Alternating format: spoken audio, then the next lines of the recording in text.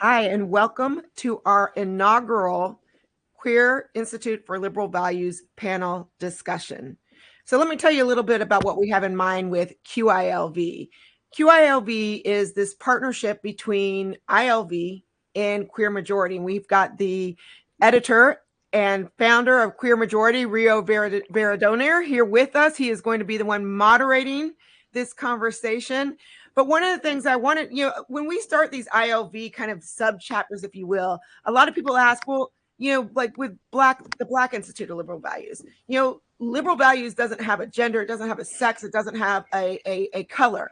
But what we wanted to do is, because liberal values is for everyone, not everyone is aware of that. And so we wanted to bring this idea of liberal values to various communities so that eventually we all kind of come together under the banner of liberal values. So with that said, that is part of our conversation today. Our conversation is on queer liberalism. What is it? How do people, see that? Where have we maybe been illiberal in the way we think about LGBTQ issues? And I'm very excited today. We've got an amazing panel. So we've got Rio, as I already mentioned, lead of Queer Majority. And we have a couple other great guests. We have Ben Appel, who is, his book, Cis White Gay, was about his experience in the LGBT activism and Ivy League academia, which is forthcoming. Jimmy is a psychotherapist who grew up in traditional Pashtun family in the UK, and you're a spokesperson for the Council of Ex-Muslims of Britain. Phil is the author of Auto-Heterosexual, Attracted to Being the Other Sex, a book about sexual orientation behind the most common type of transgenderism. I am standing in for Dr. Iona Italia. I hope I can do her justice. And we are expecting Will Reilly to join us soon as well. So before we get started, just a few housekeeping issues. For those of you who are watching who aren't a part of Circle, we invite you to join Circle. It's not spammy, it's just our community, and that allows you to actually be a part of these live streams and ask questions. If you're not a part of Circle, these will be put on our YouTube, IL Values YouTube, later in the probably later next week. So also for those who are here, there's a little chat box. Feel free to start to ask questions as they come up, and I will help to moderate that.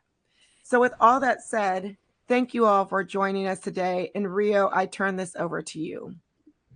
Thanks, Jen. As I just said backstage in the green room, virtual green room, feel free to weigh in on the subject of liberal values and the broad struggles that we all face as actual real liberals in this current environment where there's a backlash against our values on both sides of the political spectrum. I'd like to kick the conversation off just by saying a little bit about Queer Majority. For those of you who aren't familiar with it yet, or who maybe have read some of our articles but haven't read our About page, we founded QM because we wanted to stand up for the majority of people who support LGBT rights in the West, but who are alienated by a lot of the extremism that's being pushed in our name, and which is causing a backlash against our rights. So when Jen asked me to put together a panel of QM contributors to talk about this issue, I immediately knew why she reached out to me and why a partnership with the Institute for Liberal Values made perfect sense. We've also partnered with Counterweight, which was the foundation Helen Pluckrose founded, and which handed on all of their resources to ILV. So I'm really excited to be here. So thanks for inviting us all, Jen.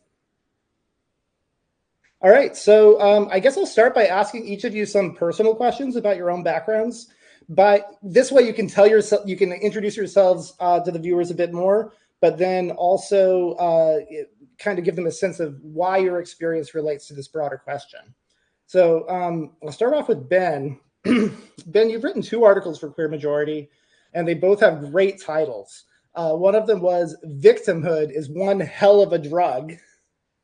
And you talk about the kind of obsession with victimhood culture and how people just wallow in their victimhood instead of getting over it and learning to grow and improve from it, and how that actually is toxic and holds people back.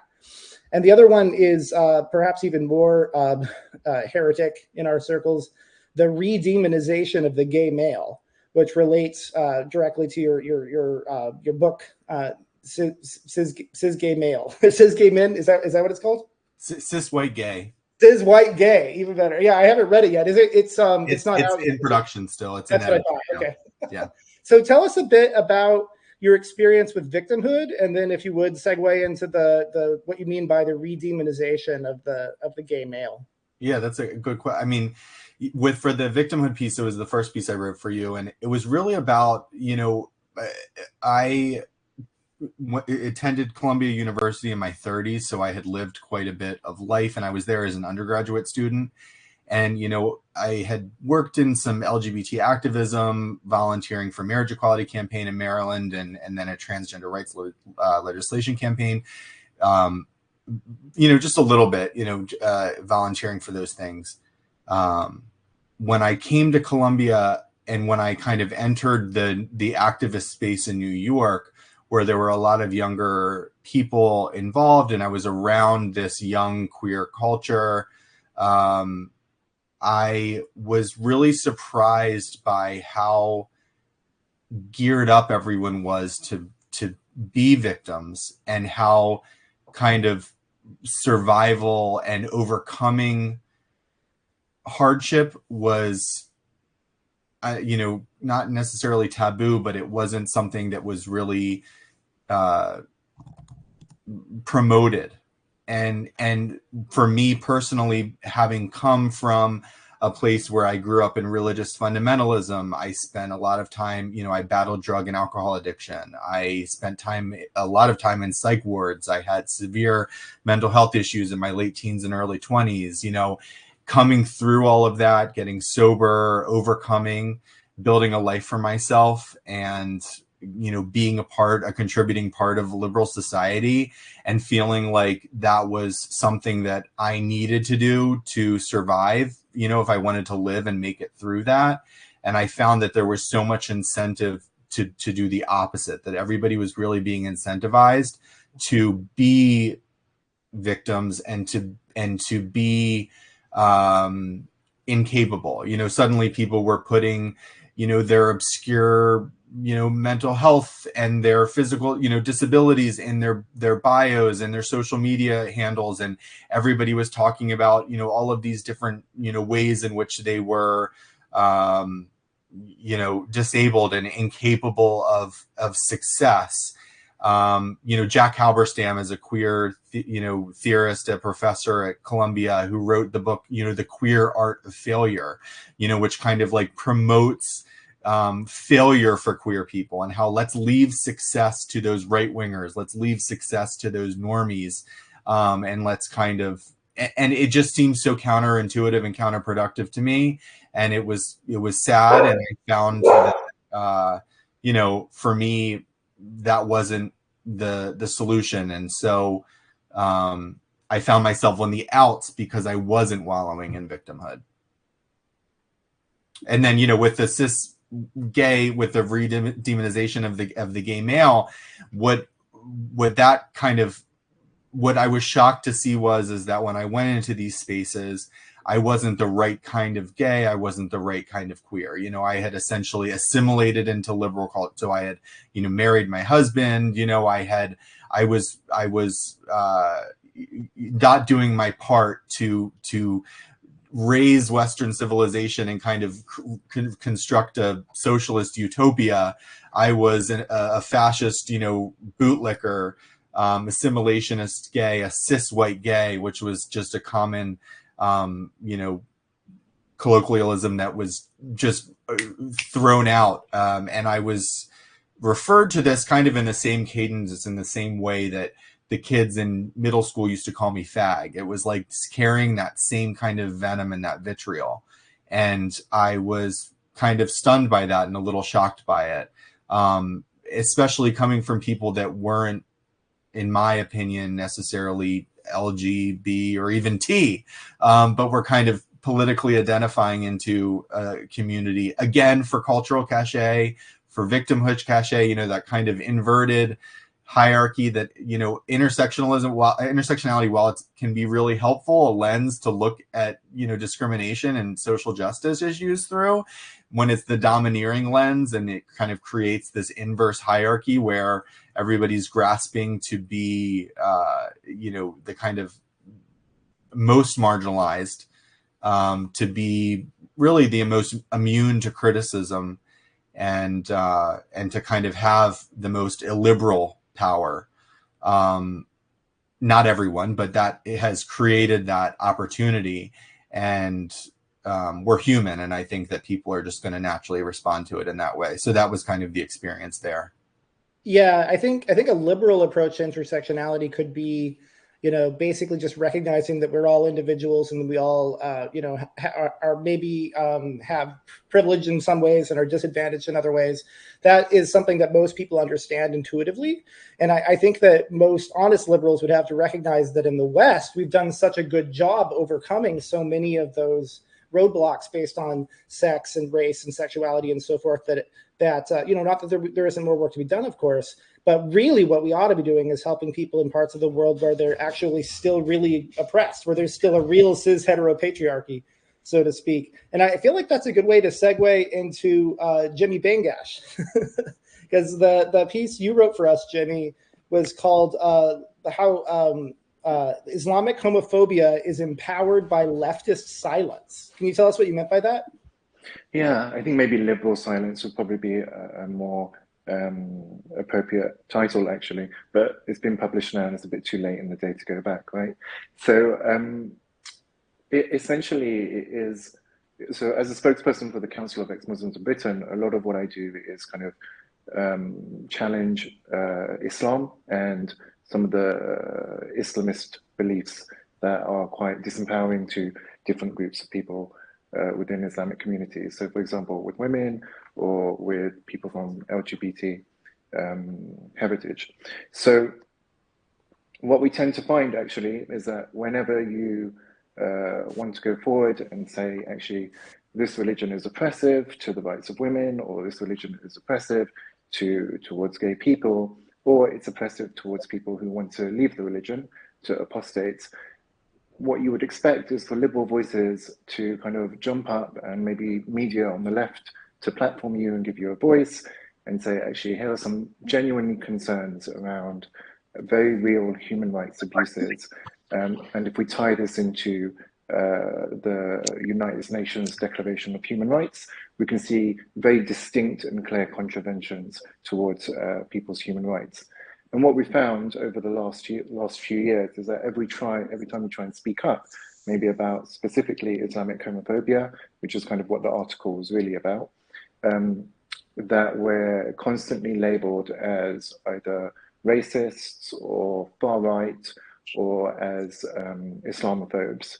And that is a really difficult place to kind of be, because nobody actually wants to align themselves to a racist or a far-right bigot or an Islamophobe. And so all of a sudden you find yourself in this really weird space where the people that you were expecting to rally behind you and take up your call for the human rights of gay people in Chechnya, for example, actually abandon you. And not only do they abandon you, but sometimes turn on you and either try to silence you or condemn you as something that you're not. And the irony is just pretty insane. Like that, you will have white people calling you a racist for talking about the homophobia in your own community, yeah. And there's this kind of conflation that always happens with the word Islamophobia. It's a word I really detest. I'm not a fan of it. What it deliberately, I would suggest, does is it conflates the religion of Islam with Muslim people. And actually, ideas are not beyond criticism. They need to be scrutinized and criticized and developed. But people, Muslims, should not be condemned or marginalized or treated inequitably within society.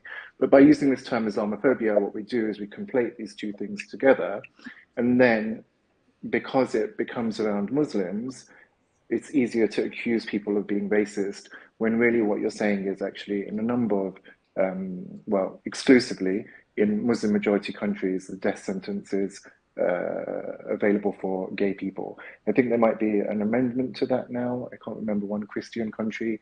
Their religious right just seems to have implemented something similar. It might have been Uganda, but up to a year ago, it was exclusively Muslim majority countries that had the death sentence for being gay. In addition to that, it's exclusively Muslim majority countries which have the death sentence for leaving the Islamic faith. So these are, you know, as you said, real like human rights abuses that are life and death situations. And when we try and draw attention to them, it is unhelpful and a complete disorientation from the word liberal to label people who raise these concerns as far-right, bigoted, Islamophobe racists. And is, you know, I think less shocking now, but at the time when I kind of first underwent this activism work, it was just, I was just dumbfounded. It was absolutely insane. And there's a complete absence of nuance in it as well. And this is a very nuanced area. So I think the screaming to shut you down from voices that we would see on the left or we would generally consider to be liberals, it often comes from a really good place. Like the motivation of it is that Muslims are a minority in Western liberal democracies, and actually by painting them as gay-killing barbarians, what you're going to do is generate hatred towards them, and that will lead to violence. So I can really get that that comes from a good place.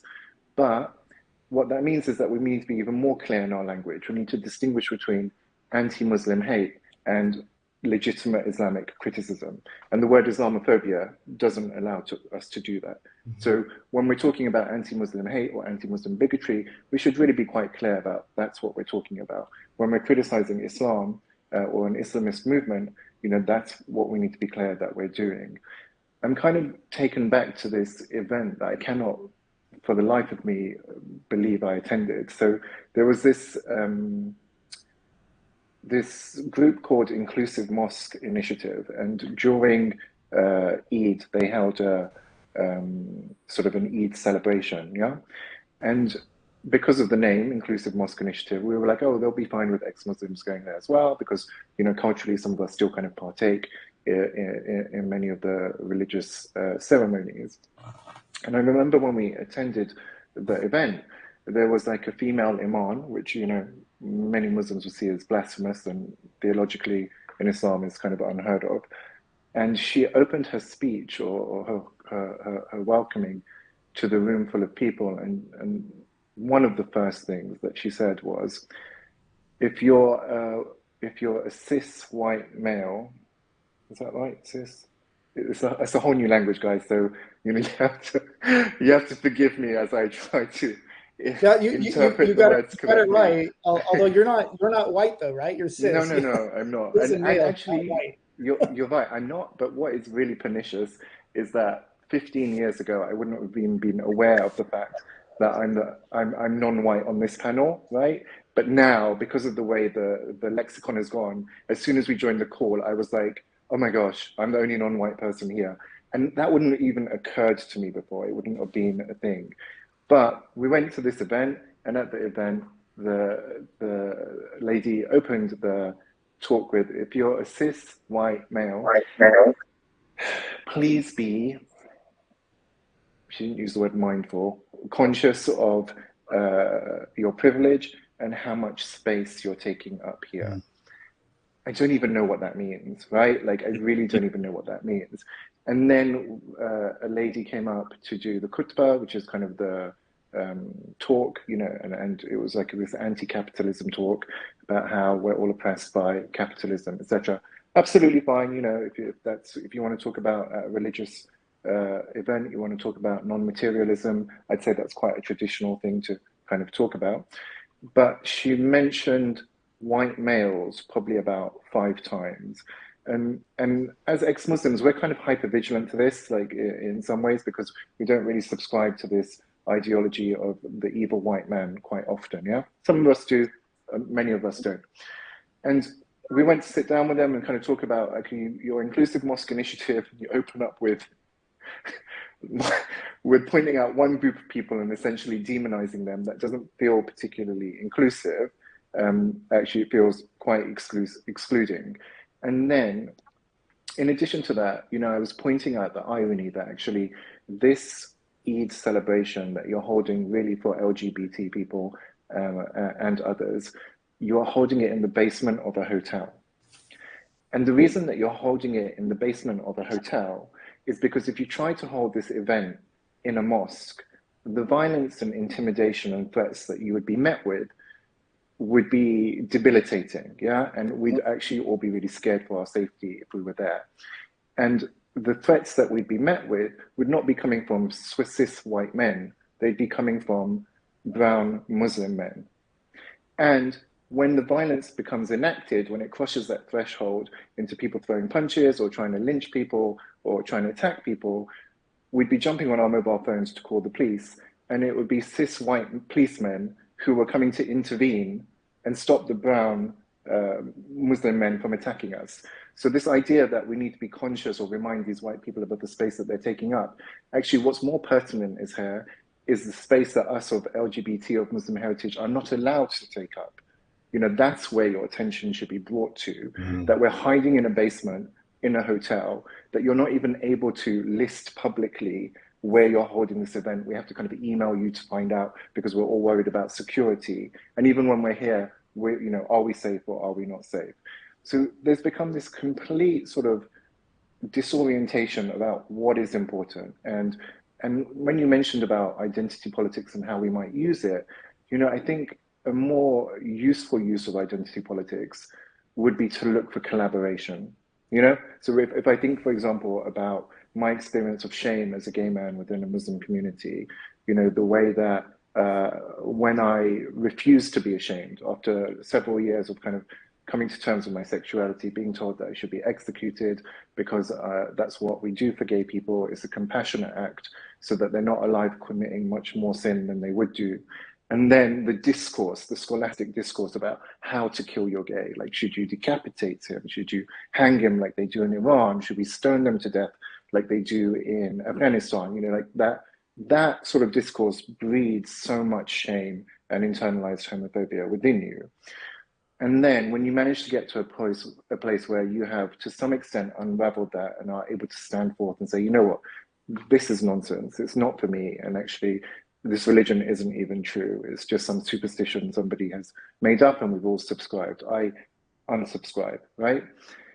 Then honor culture dictates, because we're South Asian or many of these cultures have like an honor culture basis, you know, then what happens is the community moves on to your family. So they are then persecuted because you didn't even commit your sins quietly. Your son was out there committing his sins publicly, talking about being a proud gay man. And so then your family get vilified and persecuted. They get ostracized in the same way that you got vilified and persecuted and ostracized.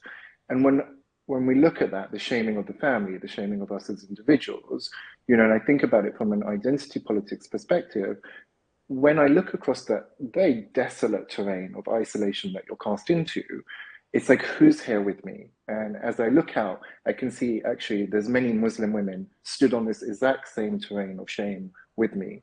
Because if they try to date outside of, they try to date, for example, or have sex before marriage, or lead a life where they don't want to get married and they want to be independent, they too are victims of exactly the same mechanisms of honor culture. They also are ensnared in the same web of shame. And I think if we use identity politics in this way, like where we use it to kind of collaborate and point out commonalities, rather than ever decreasing, you know, to smaller groups who are then in opposition with each other or some kind of hierarchical Olympics of oppression, it's a much better use of our time.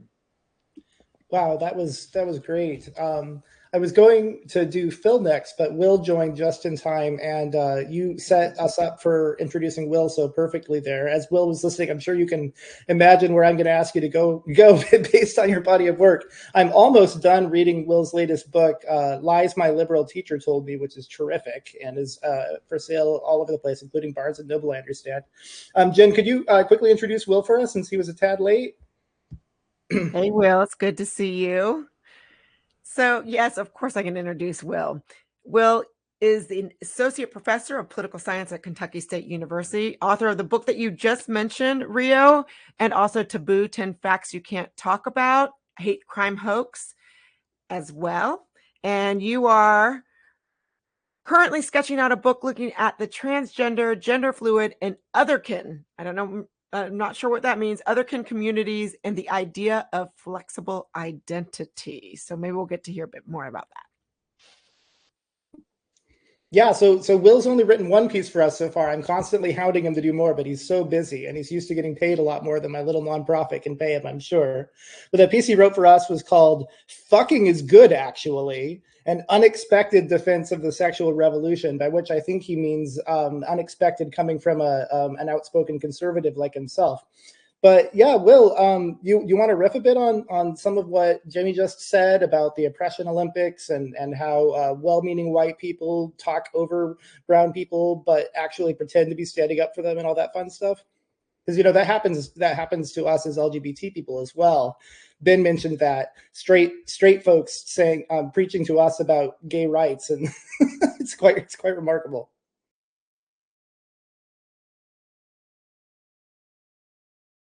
Oh, I think you're muted, Will. You have to click the little mute button. I mean, so first of all, an otherkin, for those of you that don't already know, is someone that thinks they're a non-human creature.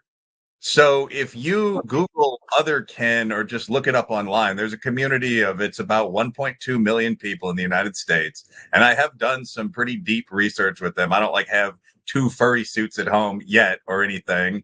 But I mean, there are people that believe that their core identity is something like an elf or an alien. There's a woman named Lupa who's also just right? Positive in BDSM communities, but who thinks she's a wolf. And we'll talk to you about what it means to have a wolf spirit. How does that affect everything from your taste in meat to your preference in sexual positions? And we'll have serious conversations about this in his written essays as Lupa. So the idea is, if you can be, one of them I think is called "A Real Bad Bitch, the Animal Inside." You can find these online. I'm not making this up at all. So the basic question is, if you can say and the title may be a bit off there, but getting to the point, if you can say as an adult biological male that you are in every relevant way an adult biological female, why can't you say that you're a member of another predator species? And I mean, that's basically the question. And I think this may or may not be a book that ever gets published. It may be part of a book that I'm thinking about writing about why human beings seem to have suddenly run into trouble with mating. Just a lot of the trends in society right now kind of indicate this. So among upper middle class Westerners, the birth rate is 0.7 children per couple. Average age of marriage for men right now is 32. For women is 29. I don't want to get into a bizarre zone with this, but peak human fertility is 23. And this is as true for men as for women, by the way. It's actually a little more true. So what are we doing that's moving us away from the basic ability to get married or to fuck, to quote the title of my last article? 45% of men, I'm going to put a lot of blame for this on the guys. 45% of men say they've never really approached a woman. They've talked to people on dating apps. This went wildly viral on social media yesterday after a major paper drop. They've talked to people on dating apps, but they've never in a bar or church or something like that just walked up to sort of a female equal and asked for a number or a dance. So this strikes me as a weird panda bear-like thing that's going on with young people in society. They literally have to be pushed toward each other and taught how to interact.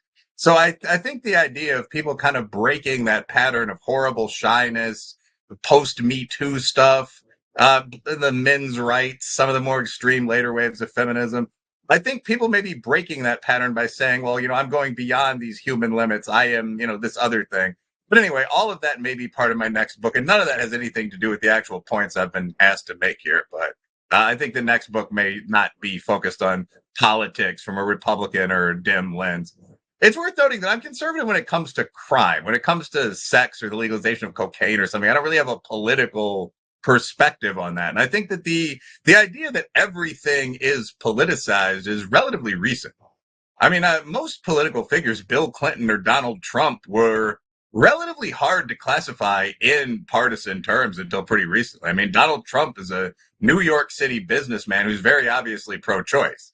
So the idea that he is a rock-ribbed Republican and that the Christian right has no choice but to support him is entertaining, to say the least. I have a few very Christian Kentucky friends. I still play basketball and I hunt.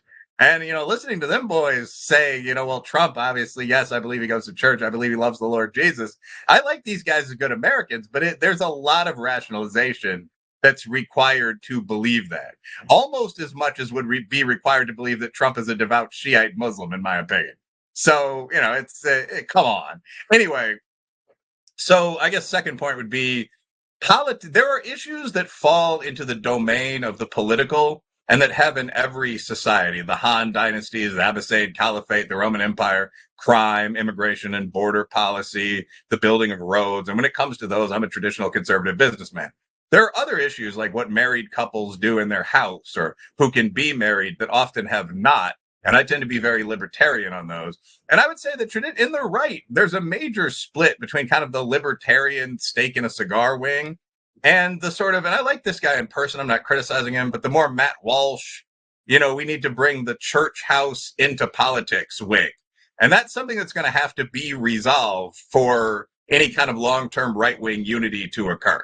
We often think this about the Democrats, and that's going to be my next point. The same problem exists on the right. But when you talk about when the last speaker, Jimmy, made the point about these people are criticizing, sort of criticizing people who criticize Islam, when in fact Islam is one of the major forces, at least at the extremes, that attacks LGBT communities.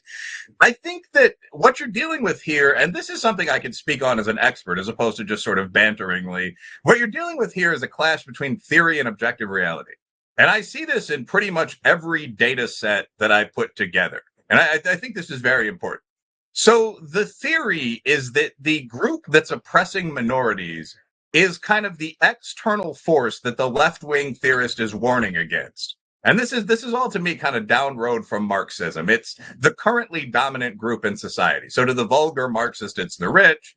To the critical race theorist, it must be whites. To the fourth waiver, it must be men, so on.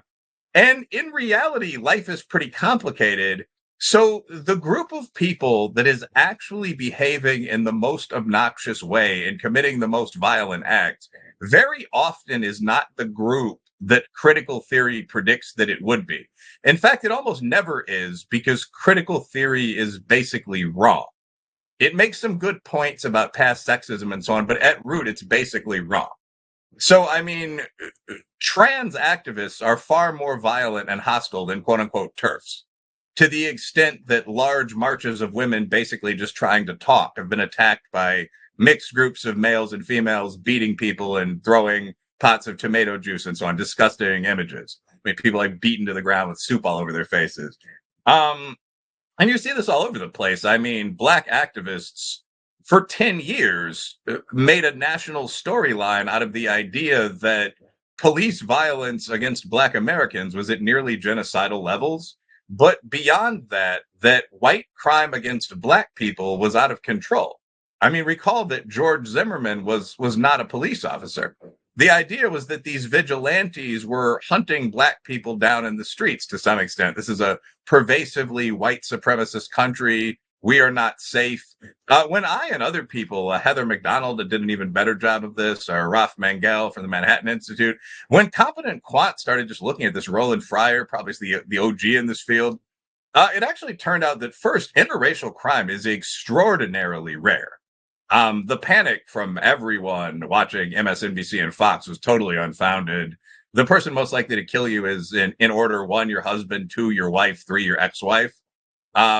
But there's actually a difference in behavior there between men and women. I mean, your current husband is very likely sort of silly brutishness. Your ex-wife is actually also quite likely. There's more capacity for long, lingering hatreds than that side of the gender divide, perhaps. But a group of warriors from the other race, there's no chance at all. So interracial crime, if you actually look at what's called the BJS in CVS, the annual actual national crime report, there are about 20 million violent crimes and most serious property crimes in a year. That's a rough figure. Of those, about 600,000 are going to be felony classic interracial crimes, a Black perp and a white victim, or white perp and a black victim. That's about 3% to 3.5% every year. So a minuscule figure. That's just worth noting. But of that minuscule chunk that no one should really be obsessing about, 80 to 90% of the crimes in every year that I studied were black on white rather than white on black. So there was, not only is there not much reason to dwell on this, there's no reason to dwell on this from the black side, with the idea that white people are attacking you, that society in the affirmative action era is hostile to you, more hostile than you are to society. And I'm rambling here a bit, but the same pattern exists in just many areas. I mean, when you're making the argument that the most hostile group to gay communities must be white, straight males, fraternity men or something like that, the dominant group in society. No, it's not, statistically. Like, we know this. And in order, it's Muslim men, then Orthodox Jews, then black men. We keep this data every single year. And note, by the way, that Muslim men and Orthodox Jewish men, like, all these groups are right neck and neck with one another. It's not one group. But the mainstream white males were actually one of the least hostile groups to gay people. That's a community where many people have been able to openly come out to kind of their bro circle, if you will, as gay. And that hostility has dramatically declined. I think that's a great, almost beautiful thing in some cases. So what you're seeing is a theory that's failed over and over and over again, but that's accepted, whether you're talking about the Marxist class incarnation or the race incarnation, that's become accepted almost in religious form in a lot of our academic institutions. So that's still very, very influential. It's impossible to get through university in the US or UK without reading the Communist Manifesto a few times, The Bridge is My Back on the feminist side, Delgado, Ibram Kendi. So everyone kind of has this as a baseline, and you get used to these ideas. You incorporate them without even thinking about them. And I'll close with one final thing. One of the root ideas here is this concept, and these ideas, coalition of the fringes, even the phrase great replacement, although I don't use it in my writing, these aren't radical GOP ideas. These are things people were saying, that were consultants that I would debate with for the other parties 6 or 7 years ago. Ray Teixeira wrote a book called The Emerging Democratic Majority. But the idea of the coalition of the fringes was very specifically a strategic idea that underpinned this. And sort of the plan was, well, we on the Democratic side, and like I said, I think there's just as much of a problem on the GOP side, and the Republicans just ignored this. But the idea on the Democratic side was, well, we've got all these groups that don't much like each other. What do feminists have in common with autogynephilic males, for example? What do union laborers and hardworking illegal immigrants have in common? What do Black people and recently arrived Islamic immigrants, two groups that historically have fought legendary wars against each other, if you read anything in history, what do they have in common? And the answer was, what they have in common is a dislike for the blonde and the blue blazer. Like, they're hereditary enemy. And all these people can unify at least to the point where they beat him. That was the idea. And I think what we're seeing now is, as the data comes out, that coalition is fracturing a little bit. People are beginning to understand that the things you'd predict if the theory underlying it was true are not happening, one. And I think also you're seeing just that these groups do not like each other to an extent where keeping them together is difficult. So right now, I mean, you're seeing the TERFs, kind of the strong feminist women, versus trans population across social media and face-to-face. You're also yesterday, and I guess I'll close with this, you're seeing Black Americans versus Palestinians right now, where people, and actually I'm kind of with the Palestinians on this one. Palestinian advocates are saying, we're involved in this bloody war, and if you're on our side, you should back us because we're at war. And Black Americans are saying things like, what has Palestine ever done for us? So it's difficult to comprehend how those two factions could stay together, but they're apparently planning to meet up in person at the DNC if you're talking about the larger groups there. So we might really see something special. And that would be a microcosm for US politics and Western politics in general, I suspect. Thanks, Wilfred. Very entertaining and frank as usual. Thank you for joining us, late as it may have been. I was tempted to segue by way of making a joke about fraternities, but then you set me up better by mentioning autogynephilic males. Phil can talk about some of the fracturing between the trans community and feminists, because Phil doesn't even identify as a trans woman, but just as a man who wears a dress, and yet, nevertheless, he was still pilloried by radical neo-Marxist feminists who think that that as a man he must be part of the evil patriarchy. So, yeah, Phil's written two great pieces for us. One was basically a summary of his wonderful book, The Forbidden Knowledge of Autoheterosexuality. That's the name of the article at QM, not of his book. And a more recent one, I blew up the internet by wearing a dress to a gender conference. So, Phil, can you speak about that? Yeah. So, yeah, regarding that first piece I wrote about the forbidden knowledge of autoheterosexuality, I'm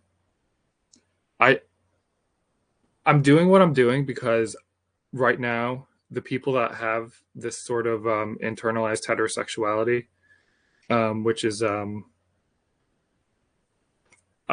males it's called autogynephilia, means love of self as woman, and in females it's called autoandrophilia, which is love of self as man. The people that have this sort of directionally inverted heterosexuality, they're not being told the truth about just A, that their orientation even exists, and then B, that, you know, it's important to know about this because it causes gender dysphoria in a decent subset of this population. And as part of my learning process for learning about autogynephilia and related matters, I really came to appreciate liberalism because of its knowledge production process. By believing that objective truth exists, that there's some objective reality out there that we can appeal to, and that by using reason and arguments to arrive at knowledge that corresponds to that objective reality, it seems to lead to a unprecedented human flourishing. And so I wanted to, so I'm a big fan of Queer Majority for its for what you guys do with promoting liberalism. It's really important, especially because the critical social justice is way more fashionable among sexual minorities right now, even though liberalism is what has gotten them tangible rights. And so I wrote about autoheterosexuality because the people that have this orientation deserve to be told what it is, to be treated as adults. Like if we're as a society okay with letting people that have gender dysphoria undergo medical interventions, which are quite serious, then at the very least we should be able to treat the people seeking these interventions in an adult-like manner, in the sense of telling them the truth about where their dysphoria comes from. And so, yeah, I wrote my book because I think my kind just deserve to have a fair shot at interpreting their experiences and being able to sort of just grasp what's going on and not be confused about it anymore, and not be ashamed. And you know, as you mentioned, Rio, I experienced my first Twitter mob last fall from feminists who were mad at me for wearing a dress to a gender conference. And it seems weird on the face of it, because you would think feminists of all people would be absolutely ecstatic that there's men wearing dresses, you know, for equality and all that. But the sort of Marxist radical feminists whose ideology has heavily influenced the type of people that were the haters in that Twitter mobbing, they just see men as oppressors. And they've also demonized autogynephilia amongst themselves and portrayed it as something that that autogynephilia is basically like when men try to push women's boundaries for a sexual thrill is sort of how they portray it. And so they just simply seeing the fact that I was identifying as autogynephilic and that I was at a conference that was put together to combat the gender identity ideology, they saw me as, I guess, a fox in the hen house or whatever metaphor, that as a threat that must be removed. And that led to a lot of infighting between the liberal feminists and the radical feminists. And in the end, to no one's surprise here, the liberal feminists remained liberal and the radical feminists just got more radical. And I think that sort of controversy saga or whatever, just it kind of shows the strength of liberalism, that people that think that use the philosophical framework of liberalism, that they're much more capable of having reasoned, calm conversations and of just being moderate. And I think in the political times we're in now, where everyone is getting more extreme and radicalized, I think if liberalism became cool again, like it used to be, then it could bring down the temperature on a lot of the really intense cultural infighting that we're having. That's beautifully said, Phil. I appreciate that. And boy, you guys are making my job so easy. You just set me up perfectly for the first question to the whole group, including Jen. You know, because of course you have a lot to say about liberalism, running the Institute of Liberal Values as you do. But yeah, Phil, you mentioned the radical feminists become more radical and the liberals stayed liberal. I want to set aside the liberals staying liberal part, because I think there is a problem of a lot of liberals failing to recognize the threat from the illiberal left. But I do think that you're right in that when it's actually applied correctly, liberals are much more open to conversation, because we actually really are pluralistic. We really do believe in free speech. We really do believe in democracy and compromise and all those wonderful things, coexistence and integration, as opposed to dismantling things and tearing them down. But something else that stood out to me was you talked about how the radicals became more radical in the context of them essentially being sex negative prudes, frankly, right? Like, how dare somebody who had something they regarded as a fetish, because it's it's kind of a paraphilia, I suppose, right? I mean, we all have them. But like, how dare somebody who has such a thing, be in public? I mean, it's not like you're walking around doing sex acts or something. You're just wearing a dress. So how would nobody would even know? It's not like you're walking around with a raging hard on all the time or something. So it's a deeply sex negative attitude. And that ties in nicely with something else. It ties in nicely with what Will wrote about for us, which is this weird kind of combination of like prudishness on like the far right and prudishness on the far left, and the horseshoe kind of meets in this whole like sex negative anti-liberal space. So I don't know, Will, if you want to jump in there, or anybody else who wants to riff on what I just said. I thought this when the whole controversy first took off. And actually, Phil and I said this in a couple conversations online, because this was a whole thing that went on Twitter and other social media platforms for days. And I initially thought it was a joke to some extent. Hundreds of people were commenting about things like, I was exposed to his clothing without consent. And I actually really think, obviously, the first time you have sex on a date or something, of course, get consent, ask, make sure they're happy. But like, you don't need consent for everything you do in life. If your wife slaps you on the ass, she doesn't have to ask you for consent. You don't need people's consent to wear gray sweatpants outside. People aren't constantly walking around with lawyers or stenography pads in their backpack.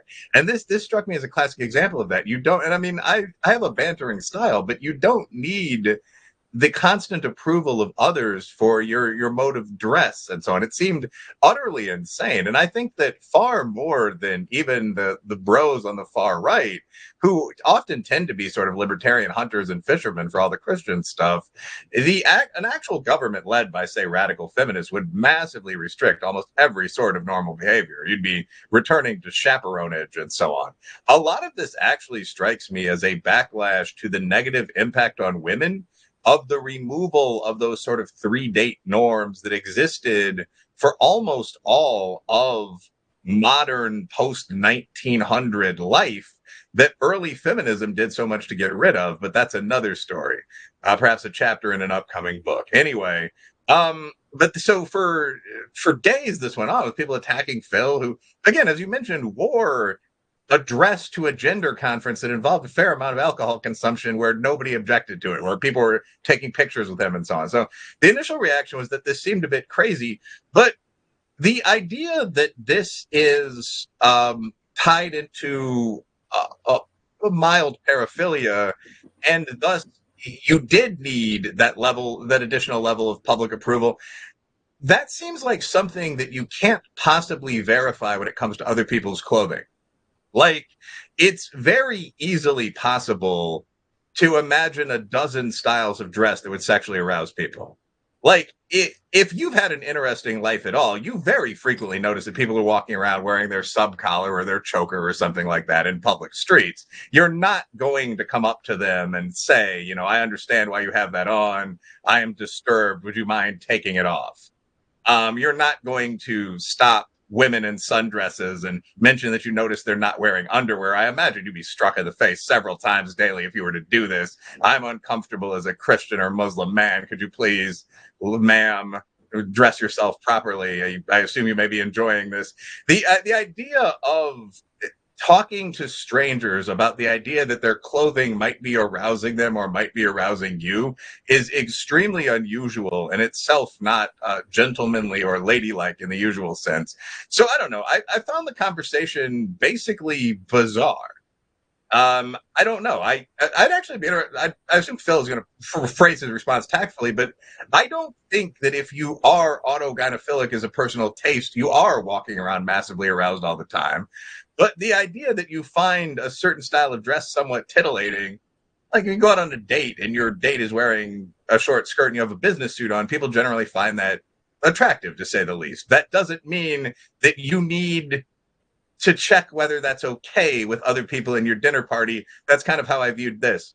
But I mean, Phil, what do you think? Do you feel so turned on by your style of dress that you should check it with other people? What's your attitude there? I don't really. It's just what I prefer to wear at this point. It doesn't cause any noticeable arousal. It's just my regular clothes. And I could probably tell. Huh? I'm teasing you a little bit, but I said, I assumed I could probably tell. It's a tight blue dress. Oh, right. Yeah. No, I mean, not if I was. No, transvestites have tricks, so you can't tell. But tie it down or something. Yeah, just layering. Okay. But yeah, I don't feel the need to ask consent from all of society to wear a dress, because as far as I'm concerned, if I'm covering up enough of my body, I don't think it matters what sort of gender signifiers might accompany various garments based on their cut and shape and material and so forth. Yeah, that whole controversy, I think, was really quite silly, and it was clearly hard for the organizers of the conference to have put together all that intentional programming and then just have it completely overrun by extremism sort of on their side, but extremism nonetheless. That's a really good point, because by and it is silly, but it's nevertheless illustrative of a problem of an anti-liberal authoritarian tendency on the far left, right? But by doing that, and leftist tactics often are this counterproductive in this way, by doing that, these radical feminists were actually distracting people from the gender critical message that was coming out of that conference that presumably they wanted people to hear, right? This happens so often where people do things. You know, you see it with like the BLM Antifa riots on the far left. Most of those people don't actually vote Democrat, by the way. Most of them hate the Democratic Party. But then, you know, on the right, you see, you know, like people making excuses for the January 6th riots. And here we are, normal liberals in the middle, and we're like, hey, you guys, you know, political violence, borderline terrorism is bad, and it should be a nonpartisan position to say that. Maybe Jimmy or somebody else wants to speak about that, given what's going on in the UK right now. I'm sure you've given a lot of thought to that, haven't you? Actually, I don't want to speak about that. It was something I wanted to rewind to something. I think it was, first of all, it's really nice to sit with people who've got a sense of humor, who are able to kind of talk about these topics. So often when these dialogues are happening, I find myself in spaces where I'm like, okay, where is the next eggshell that I need to make sure I'm not stepping on? And I'm tiptoeing around with like, you know, just being sensitive of everybody there. So it's, you know, it's heartening to kind of be in this space where we can laugh. And I think some of what we're situated in is pretty laughable, actually. Somebody mentioned the word religion earlier. I think it might have been Will. And, you know, when you're working in an ex-Muslim arena, like the synergies between, you know, this kind of really far left, what feels like a religious indoctrination, where like when you are situated in Islam, you know, there's massive contradictions, like, oh, Muhammad was the first person who gave women rights in that part of the world. Yeah, but also in the Quran, verse 434 says you can beat your wife, you know, so, you know, this kind of contradiction, and actually what you can do to sex slaves when you capture them who are women, you know, like the idea that Islam was this universal human rights doctrine and women were somehow emancipated by it when it came along and are still emancipated. There might be some argument that it actually improved property rights for them and limited the number of women that a man could take as wives, but the idea that is where it should stop, and it shouldn't have progressed to a point where, you know, beating your wife was outlawed, perhaps. You know, it's just kind of something you're not supposed to say, certainly not supposed to question something like there's a man in the sky who loves you so much that if you fail the test you didn't sign up for, you're going to be burnt for all eternity and tortured with no end date in sight. You know, pointing out these kind of contradictions you're just not allowed to do. And it reminds me of one of the Pride March we went on as the Council of Ex-Muslims of Britain. And a lot of our people that we work with or who join our support groups are individuals who are refugees. And apostasy, you know, like if you're persecuted for leaving your religion, it grants refugee status and you can be resettled in the UK. So a lot of people who come to our support groups are kind of apostate refugees. And the year before that, we had marched in Gay Pride, and there had been a huge controversy that people were walking around with signs saying, make love, not Sharia, that sort of thing, right? We were like,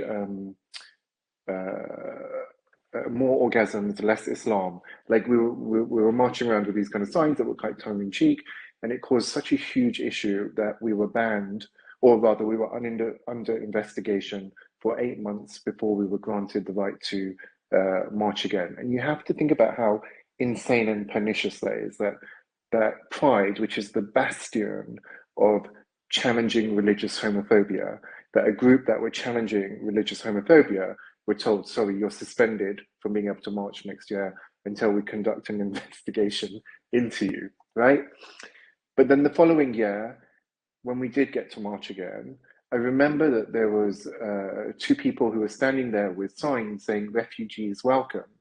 And so I saw this sign and I was like with my best mate who's an apostate refugee, and we kind of ran up to them. We're like, hi, oh my God, love your sign, give us a hug, give us a hug. They gave us a hug and they were like, what group are you with? And we're like, oh, with the Council of Ex-Muslims of Britain. And they were like, go away.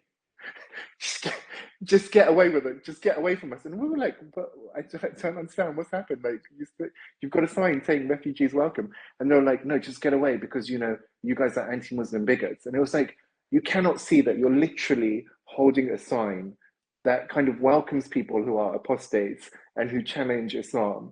But to kind of draw your attention to this contradiction is, it's just like when you're situated in religion. The cognitive dissonance is just reconciled through a complete disregard for the dialogue and a disregard for any analysis. It's like, actually, no, Islam is perfect and this is how we've got to get on. Similarly, refugees are welcome.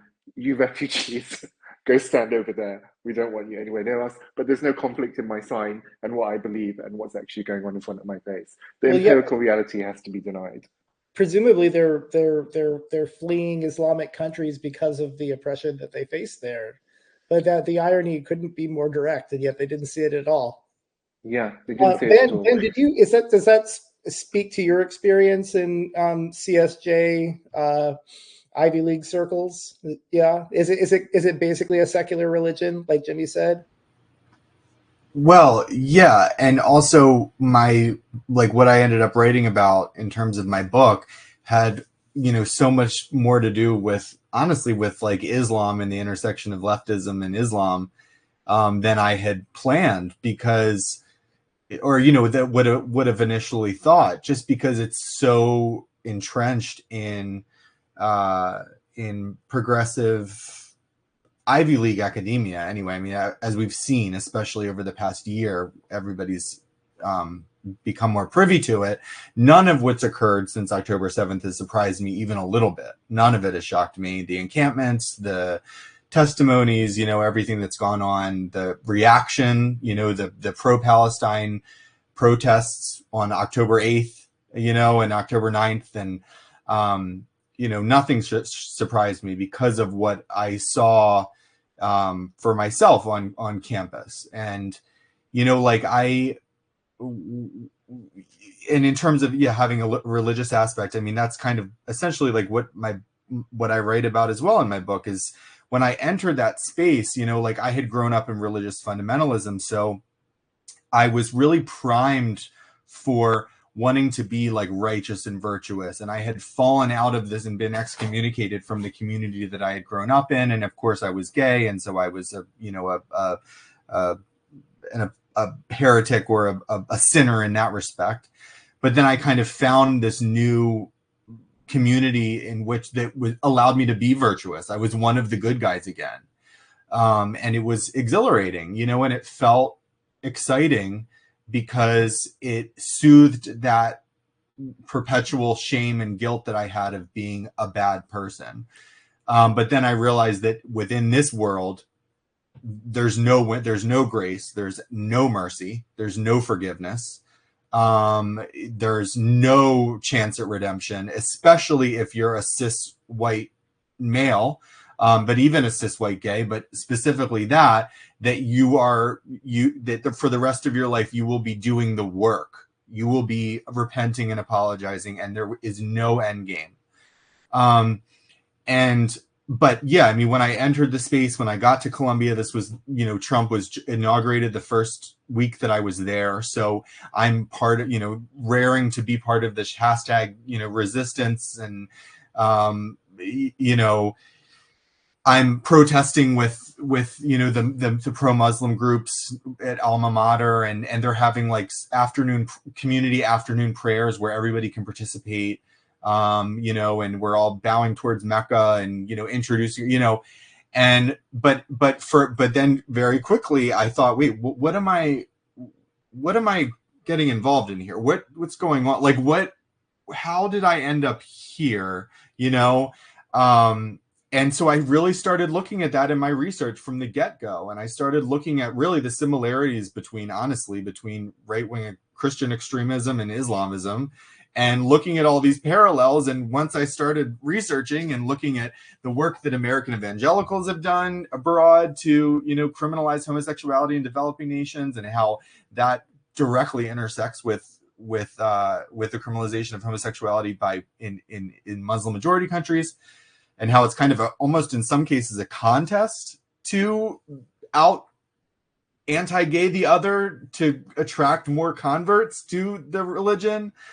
Because, gay and, this idea of the gay international is, an example of Western encroachment and imperialism and human rights imperialism, and the West really, putting its own conceptions of sexuality and gender on other nations and regions and cultures. So once I started kind of really delving into that and seeing where all of these things intersected, I was like, everybody's just so full of shit. And and so I was suddenly an outsider, and it is illiberal. But I would see, then I would go online and I would see people, like serious thinkers, say like, oh, when you say anything bad about identity politics, that's, critiquing identity politics is white supremacy. Like that's white supremacy, and repeat it until it sinks in. That was a tweet that really stuck in it was like, repeat this until it sinks in. Criticizing identity politics is white supremacy. First of all, I'm like, okay, what kind of crazy, repeat that until it sinks in. Okay, like mantras and chanting, and those repetitions of like, is just beyond. Of course, 2020, seeing like white people washing black people's feet and like the baptisms at George Floyd Square and all of these things. Again, it didn't surprise me at all because I had existed in this milieu, but it was just, there are so many parallels there. But with identity politics specifically, what's been hard for me, what's taken a lot of reckoning and really kind of trying to humble myself in a lot of ways, is because I was significantly part of the problem. I was, I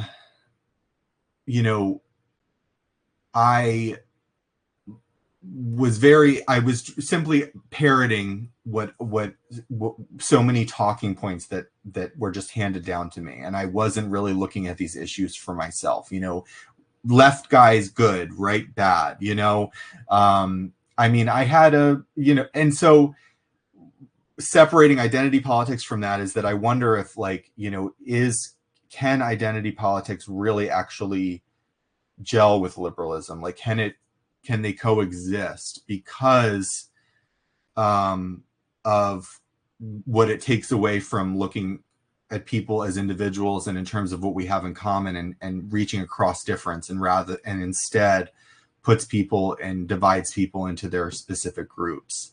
But I'll tell you, with being in academia and being in those worlds, the most disturbing thing for me was the way that I was expected to view people of other races, which felt intrinsically immoral to me. It just completely felt disgusting. And so to see entire groups of people, to paint them as monoliths and as oppressed, and it was almost like, which was weird, was that learning so much about the idea of Orientalism and post-colonialism, and like Edward Said's theory of like othering, black and brown people,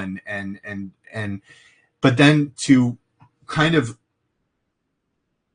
like maintain this ideology that was othering, like it was almost like treating black and brown people as like exotic mystical figures. It was being closer to the truth by virtue of their skin color. The way that occurred, and I know I wasn't the only one that saw this, and I know I wasn't, not just the only white person, black and brown people who I was friends with were like, what the fuck is this?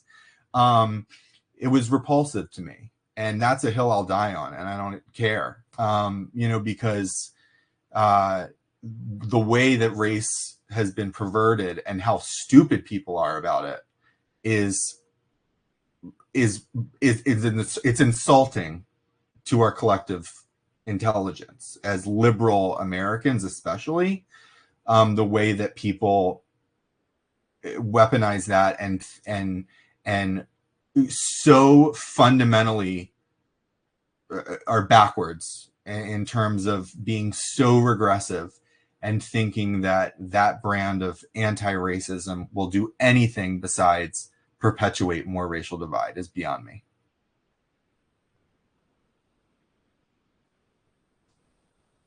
Oh, you're muted, Rio. I was so engrossed in what you were saying, I failed to notice that I hadn't turned my microphone back on. Thanks for that. Yeah, correct me if I'm wrong, Jen, but I think it might be time to start inviting some questions. Do you want to Yes. Tell people how that works, and then I'm going to ask about a liberal approach to identity politics as the first question to buy them time to submit some. We've got one question already. If you want me to start there, or if you want to go. Well, first. actually, in that case, can you just tell them how to submit questions again? Remind them. Some people joined later, and then we'll do the identity politics question, and then you can take it from there. So I'll moderate some of these questions coming through, and I actually have a few of my own as well. So we do have one question from our audience that has come through. And the question is, and actually, okay, now we have more than one. Sorry, Jen. I'm sorry. I meant to just ask you to tell them how to submit the questions, because a lot of folks didn't hear it earlier. And so then I'll ask one question, and then you can ask a billion. Perfect. So for our people in the audience, there's a little chat box.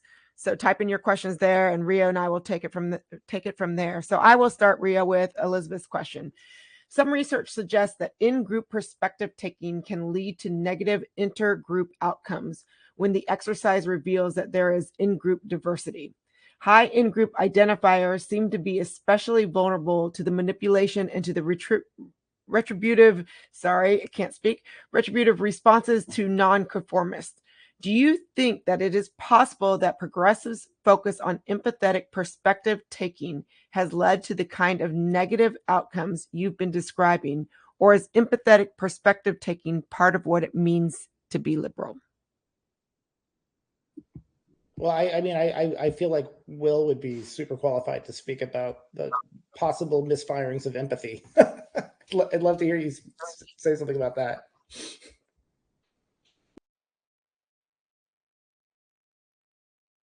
Were you talking to me?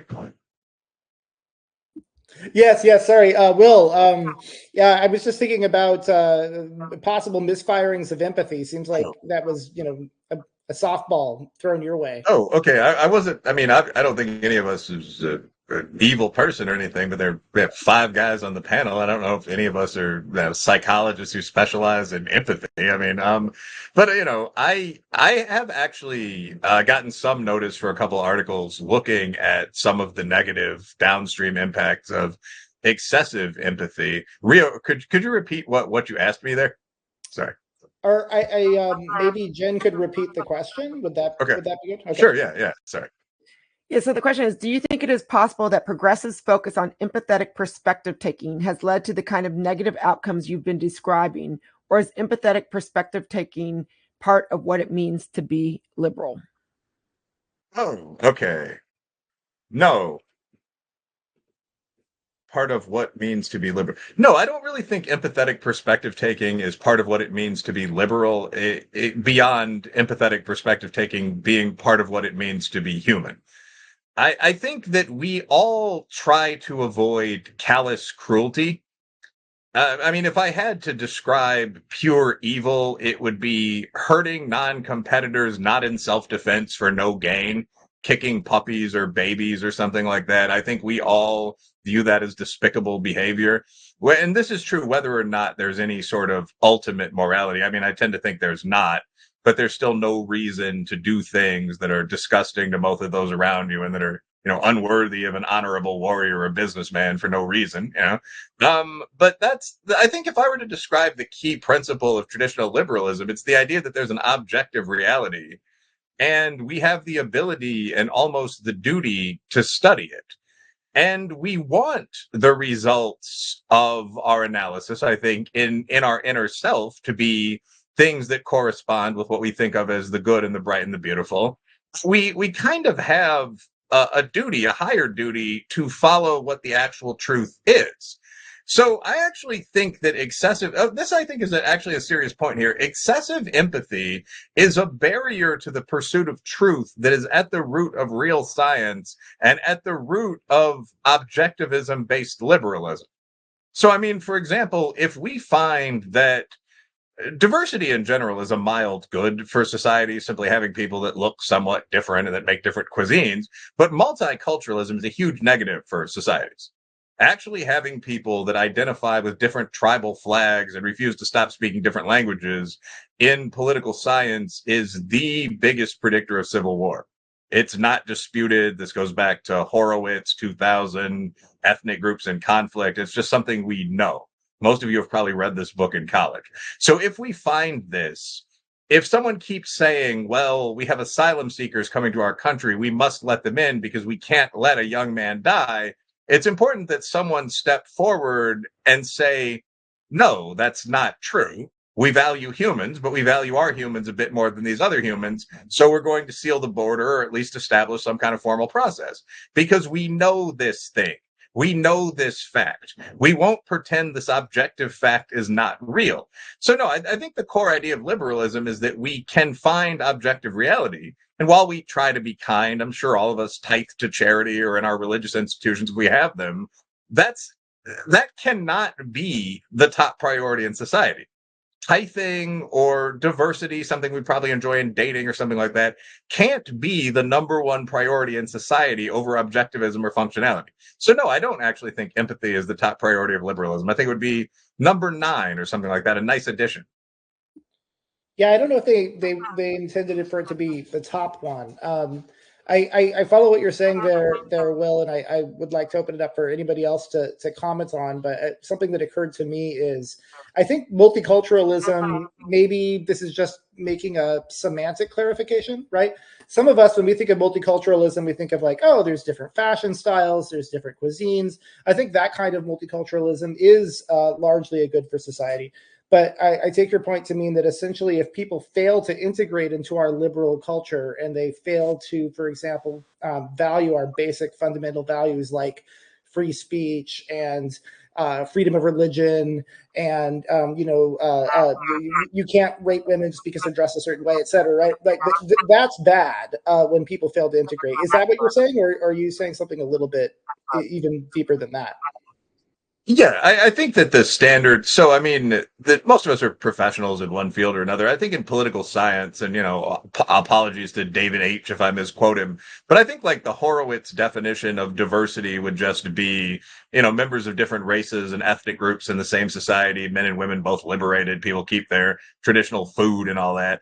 Multiculturalism is the existence of different tribes. So actually different languages, different flags as a common signifier, different understandings of the law, I think is the one based on my legal background and quant background that most resonates with me.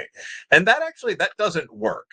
So like at a certain level, I think we'd all recognize that British society, UAE society, South Indian society, and Norwegian society are all highly civilized in their way.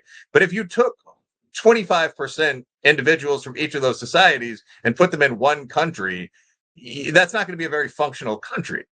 I mean, so that's multiculturalism. And say 25% Peruvians, British and Norwegian people are too similar. That's too much of a majority. They take power. But I mean, that's not going to be a very functional country, and we need to acknowledge that. Well, I mean, I don't know if Jimmy wants to talk about this, but in the UK, they actually even have, like publicly funded faith schools where tax dollars are used to educate students in different religious traditions. I think that the way we do it in the US is a bit better. And it's because we say, hey, you can teach your kids whatever you want at home, but if it's being funded by the tax dollars, we're going to have a secular liberal approach to education. Throwing out another idea out there, we also have a problem with this kind of secular religion of critical social justice coming into the public schools, and that's happening in the US as well, because it's not really seen as a religion, even though critical pedagogy has Catholic socialist roots. But yeah, I think Will's broader point is basically we have to have some shared conception as Americans if we're in the U.S. in order to maintain a national identity, and you can do that and still have sombreros and tacos and all that awesome stuff. You just can't say my Mexican identity is more important to me than my American identity. That would be very bad for society indeed. Any comments on that on CSJ, or should we move on to another question from Jen? That's a question for everybody in general. Can I just add to what you said? Like, beyond the faith schools as well, like in the UK, we have Sharia courts, you know, so that's even more insane, in my opinion. So you might have, it's just essentially a parallel legal system, and how it can really impact people is, so we have kind of this idea of Islamic marriage, you know, like you have the religious marriage, and in religious communities that can be seen as far more important than going down to the courthouse and having your civil marriage registered in law, right? But of course, the latter gives you a whole host of rights as a woman, and the former doesn't give you a whole host of rights as a woman, but does give you a whole host of rights if you're a man, yeah? In terms of an inequitable distribution of rights between the couple. And so then what you find is actually that, you know, 4 or 5 years down the line, or however long, when the couple want to separate, there's been no legal recognition of the marriage within the UK in terms of it being a registered marriage, and all of the rights that that woman would have been afforded were she to get a divorce are just non-existent, because what she had was a religious wedding, a religious marriage. And then even more pernicious, there can be a drive for that, because, you know, the patriarchy will do what the patriarchy's got to do. And when I mean the patriarchy, I mean like real patriarchy, right? Like, so it's going to do what it's going to do, which is actually encourage males to have these kind of weddings where they don't actually have to stand in front of the law and be accountable for what they would do were the marriage registered in that legal way. Yeah, thanks for bringing up the courts. I realized I should have mentioned that. Jen, you want to ask another one? Yeah, we've got another question. Hi, Amania and Ian are here with us, so thank you all for joining.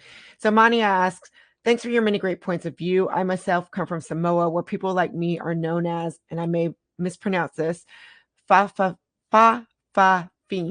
which means in the manner of woman, and socially accepted as long as we fulfill traditional female social duties, cooking, caring for children and older people, etc. In the West, we'd be called trans and lumped in with many different kinds of trans people. Have any of you thought about traditional cultural identities around gender nonconformity and how they fit or not, and could be helpful or not with the Western construct of transgender dysphoria? Okay, so I figure I'll take a stab at this one.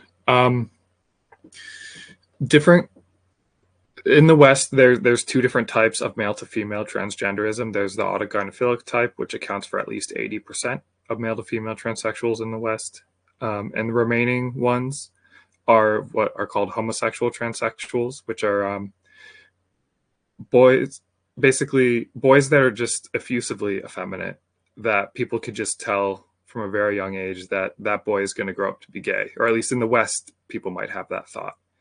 But so different cultures historically, with this type of the homosexual male to female transgenderism, different cultures have come up with different cultural solutions to this, like, because they have to incorporate very feminine androphilic males into society. And so quite a few cultures have come up with quote unquote third gender categories. And in Samoa, the fa'afafine are an example of that, where basically people can tell that from a young age. They're like, oh, this child is a fa'afafine, and then they just get raised as a girl. And that works for a lot of them, because with homosexuality, there tends to be a sort of a cross-gender shift in psychological traits that are associated with the other sex's mating strategy.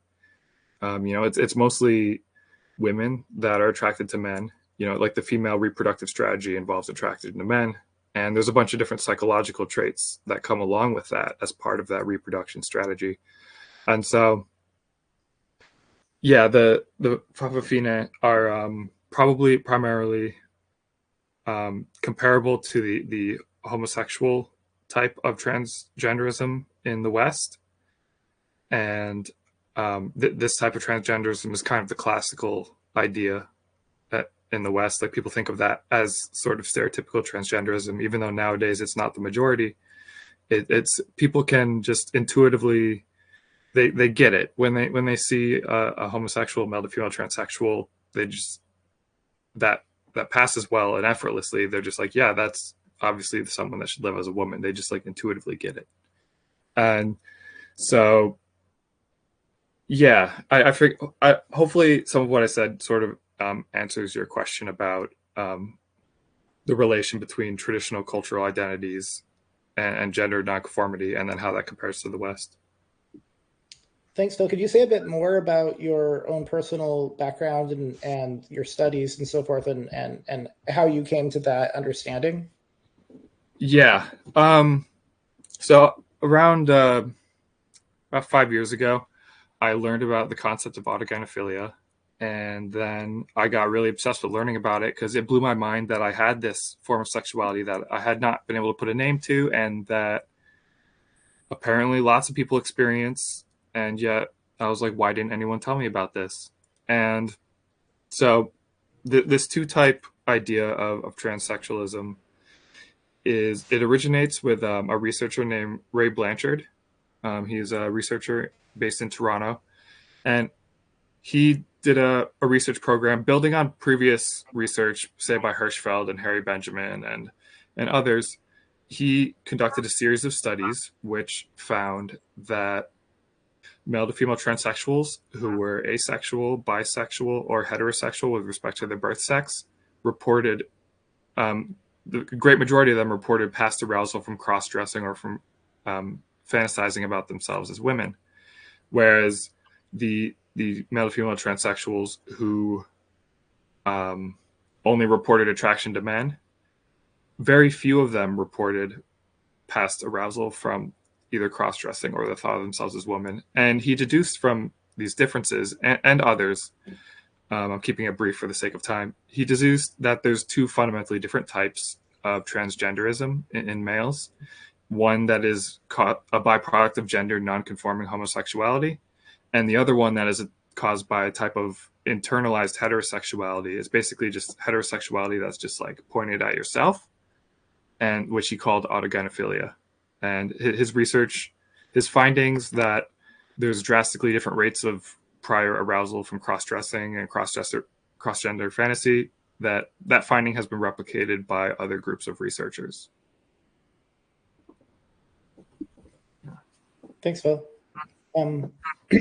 Okay, we're coming up on 90 minutes, which is how long I told everybody that we would be we'd be doing this. So maybe we should start wrapping up. If anybody has any final questions they want to ask, please get them in the next few minutes. And Jen, can you say a bit more about ILV and its partnership with QM, and what we're planning to do with these series going forward? Thanks. Absolutely. So first of all, I kind of want to tell a story, and I think that will illustrate a little bit about ILV, about maybe me, and about our relationship, Rio, Queer Majority, and ILV. So when we first started to discuss this merging of QM, or starting QILV, QM and ILV together, there was a lot of backlash. And I think to me, that's what really defined, if you will, my commitment to liberalism. So to the extent that I can be labeled, I really don't really like labeling, but some labels that I are just factual and that I would accept are Christian, cis, white, female, right?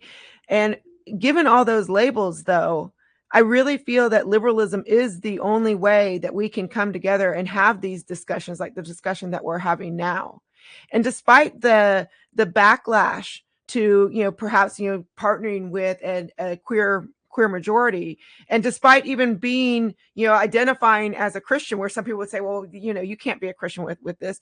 I really, really identify mostly as a liberal. And here's like my own personal story. Even being faithful is, I think we should go back to the old 1990s, at least in America, y'all. I don't know for you not being in America, bumper sticker of what would Jesus do? Because I'm telling you what, he isn't happy. I don't know what he would say about certain trends, but what I do know was it was to love one another. And for me, and to love one another means to see the individuality in everyone. And to me, that is the heart of liberalism. So that's where we are now. I will say, ILV, we are value viewpoint diversity, another very big liberal idea. And so everyone would tell the same story that I just told. But this is why, as a director, I've made the decisions that I've made to work with Rio, with you, with QM, and just really appreciating all of you and for the individuality and the individualism that you bring to the table and to this discussion. I want to end, I think, on one big question, given the labels that I told you about me.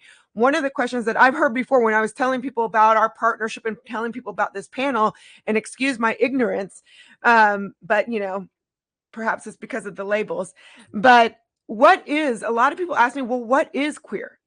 We've gotten up to the LGBT, right? And then we've added the QIA. But a lot of people say, well, what is queer? And Rio, I know kind of how you define it with queer majority. We're all a little queer, right? But define for us who are not part of this actual movement, but are liberals. What does it mean to you or anyone on this panel to be queer? I mean, maybe we should each take a stab at that question. I guess I'll go first since you mentioned me. I think like a lot of words, queer has multiple meanings, and that's fine.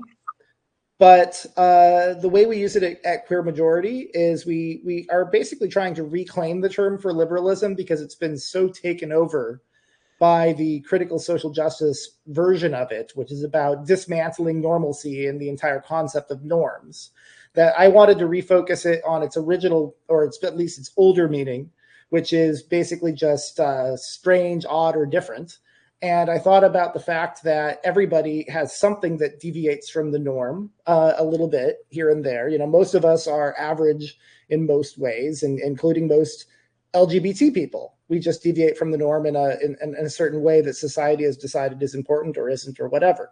And so it seems like actually a really good way of pushing back against the critical social justice narrative and the standpoint epistemology, which says, rather than testing things using the liberal Enlightenment scientific method that Will and Phil defended, we should just base it on who has the most depression points. A good way of pushing back against that is to say, actually, you know what? I'm not going to let you guys have this word queer. I'm going to reclaim that and say, there are actual norms in society. We just all deviate from them from a little bit, and we should celebrate difference and individuality as long as we're not hurting anybody. And that's really where QM's coming from. But I'd love to hear what the rest of the panelists think. I think I'll jump in next on this one. As opposed to the sort of social and political version of queer that Rio just said, I personally define queer within sort of a psychology context of talking about sexual orientation. I define it as sexual interests outside of external heterosexuality, sort of everything outside of women being attracted to men and men being attracted to women. Every sexual interest outside of that is queer. And so that would include same-sex attraction. That would include sort of internalized attraction to being different types of things. And that would also include various forms of paraphilic behaviors, such as, say, like sadomasochism, for example. Basically, yeah, everything outside of attractions that are sort of evolutionarily viable in the sense of being directed towards normal-looking adults is queer. I'll jump in too. I mean, we've talked about this, Rio. It's like I'm totally down with like the queer majority vision of it. We're all a little bit weird, kind of reclaiming queer from the liberal left. I bristle at it simply because of how in the spaces that I was in, academia, activism, it is or has become a politics. And it is about not just, hey, we're all different and everybody's a little queer in certain ways, and embracing that liberal perspective. It's been about an anti-normative, an anti-cis heteronormativity of really dismantling that idea, and where anything that goes against the norm is, it just breeds a new conformity. But I have an aversion to that. So like when Jen asked like, well, what is queer, and people ask about that, I personally think like what Rio's describing with queer majority is a concept where we're trying to reclaim it.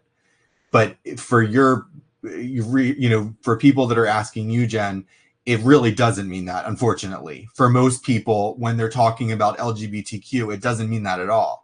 It's actually tagging, it's infusing hard left Marxist progressive views and tagging them onto the LGBT, anybody who's lesbian, gay, bisexual, transgender. And there's no separating that, unfortunately. So what I wish that it was something different. Unfortunately, it is like that. So I don't say I'm a part of the LGBTQ community. I don't say that because of the way that that's understood now. Yeah, I should clarify too that QM is intentionally being clever and using multiple meanings of the word queer and multiple meanings of the word majority, I suppose, or at least multiple applications of it. So another meaning of it is to say the majority of LGBT people are not Marxists, despite what they might be telling you. Right. But that's a little side point. I'm going to let what Ben said stand otherwise. Wilfred or Jimmy, do either of you guys want to speak to that? Maybe not. Okay. Well, Jen, thank you so much for putting this together. Wait, hold on. Will was speaking. Oh, He was okay. on mute. He was muted. Okay, I'll wait. Yeah. Okay. I think we're just going clockwise around the virtual table, but so in terms of the sense of queer used by queer majority, I mean, I think what you mean and what I've always taken that to mean is sort of anyone that has, I don't know if I'd say paraphilia, but a quirky or kinky sexual taste, especially an LGBT one, which is the one time I looked this up, it was something like 92% of the population. I mean, I don't think you need to extend that to, everyone who's a little bit weird or something like that. But I mean, there is that idea that most people are not just the bland, vanilla citizens that they appear to be in kind of public-facing society. And that really is actually an interesting, useful idea. There are all these things that people will say, like we should ban pornography. That's something I brought up in the article I wrote for you guys, that are difficult to disagree with in public for a certain kind of person, but that nobody actually wants to do. And I think that's 80% of guys watch porn. The figure's 87% for women if you throw in things like werewolf erotica. So, I mean, you have to combine the two figures. It's a visual and written for the ladies. But I mean, so I think that idea of the majority of people that are somewhat kinky or bisexual or something like that is a worthwhile one. I mean, I'm heterosexual in any general sense of the term. So I don't know whether I'd be part of the queer majority in the more conventional usage, but I would be in that one. So I think that's what you're going for, mostly successfully.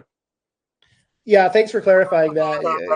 It can come off as a little bit banal if it's just everybody's eccentric or whatever. We do tend to focus on the sex and relationships aspect of that liberal concept of queerness. Oh, of course, Jimmy? I mean, so I want to lead with saying I love Queer Majority. I know they've got about at least 3 different ex-Muslims that you've published articles with, and I'm so clear that very few people will touch our activism because it's seen as too contentious to even go near it. So whilst I love the publication, I never really utilize the word queer in describing myself. It's not something I'd ever go near. I just use the word gay. Probably like Ben now, I don't really include myself within the gay community. But I think perhaps colloquially, in an era of LGBTQIA2S++, you had to have another word that was quicker. Because no one's got that much time to work that into every sentence. And so people are now just using the word queer, which basically, colloquially to me, just means anybody who's not straight, which is kind of similar to what Phil was saying. So I wonder whether there's a correlation between this insane acronym that is just ever growing, and then the introduction of this, more streamlined word that is positioned as reclaiming a gay slur. Well, Iona, who was going to be here but was sick, actually said that to me on the Quillette podcast when I went on and talked to her. She said, "I'm just going to say queer because it takes too long to say all the letters." And she's another straight person like Will. So there's evidence for your thesis right there, Jenny. All right, Jen, do you want to close this out or should I? I'm going to let you, but not before saying again, thank you. It's just been such a pleasure to have each one of you on here. So. Yes, thank you, Jen. It's an honor, and thank you for hosting this, and thank you for everything you guys do at the Institute for Liberal Values. We're very proud to partner with you. We also partner with other great liberal orgs who are also trying to reclaim liberalism for actual liberal values, not the crazy far left nonsense. Like I'm also on the advisory board of Project Liberal, which is a great new political action committee. It is actually nonpartisan. They're just supporting politicians with good classically liberal values, or traditionally liberal, or whatever you want to call it, which kind of goes really from center left to center right, to Will's point. I mean, I would consider Will kind of a conservative liberal, if you would, in the sense that he still believes in democracy and free speech and a lot of things that maybe a theocratic monarchist might not, right? But yeah, basically, I'll just close by saying, please, follow the Institute for Liberal Values if you don't already. Follow QM, follow Project Liberal, and QM has a brand new community on X. I almost called it Twitter and dead named it. But yeah, you can join our community on X and speak to all of these great folks. Our computers are, except for Jimmy, who's not on Twitter, and I understand why. And I sometimes I think about getting off for my own mental health. I completely get it. But yeah, follow all these great folks. Reach out to us, and we'd love to hear from you and collaborate on this great mission. Can I just say that if you do want to follow anything to do with ex-Muslims, the Council of Ex-Muslims of Britain do have a Twitter. You can follow them. I think Ex-Muslims of North America also have a Twitter. There's a few of our organizations out there that you can follow. Follow me. I'll put the Twitter handles of everyone here in the YouTube video that we put out, as well as the articles we talked about today as well. And we'll be putting this on QM's YouTube and promoting it on all of our social media. So it'll actually get seen by millions of people easily, which is a good thing, because it was a great conversation. It's so important for people to hear this. Sounds good. Thank you very much. Thank you. All right, thanks, guys. Thank you, guys. Thanks for having me. Yes. Live.